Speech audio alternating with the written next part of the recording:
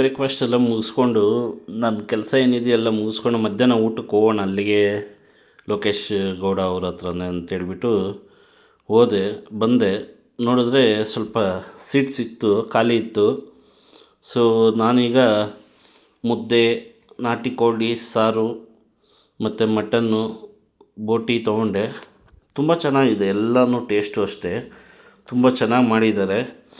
ಯಾವುದೇ ಥರದ chemical items add ಮಾಡಿಲ್ಲ, ಅವರೇ ಆದ ಸ್ವಂತ ಮಸಾಲೆಯಿಂದ ಮಾಡಿದ್ದಾರೆ. ನ್ಯಾಚುರಲ್ ಆಗಿದೆ, ತುಂಬ ಟೇಸ್ಟಿಯಾಗಿದೆ ಫುಡ್ಡೆಲ್ಲ, ತುಂಬ ಚೆನ್ನಾಗಿದೆ. ನಾನು ಮುದ್ದೆ ತೊಗೊಂಡೆ, ಮುದ್ದೆ ಜೊತೆ ಗ್ರೇವಿನ ತೊಗೊಂಡಿದ್ದೀನಿ. ತುಂಬ ಚೆನ್ನಾಗಿದೆ, ಗ್ರೇವಿನೂ ಅಷ್ಟೇ ಚೆನ್ನಾಗಿ ಮಾಡಿದ್ದಾರೆ.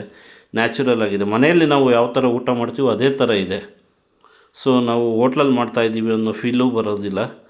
ಮತ್ತು ನಿಮಗೆ ಯಾವುದೇ ಗ್ಯಾಸ್ಟ್ರಿಕ್ಕು ಮತ್ತು ಎದೆಯಲ್ಲಿ ಉರಿಯೋ ಥರ ಯಾವ ಥರನೂ ಫೀಲ್ ಆಗೋಲ್ಲ. ತುಂಬ ಚೆನ್ನಾಗಿದೆ. ಬೆಳಗ್ಗೆ ನಾನು ಮಟನ್ ಬಿರಿಯಾನಿ ಕಬಾಬ್ ಎಲ್ಲ ತಿನ್ನಲ್ಲ, ತುಂಬ ಚೆನ್ನಾಗಿ ಡೈಜೆಷನ್ ಆಯಿತು.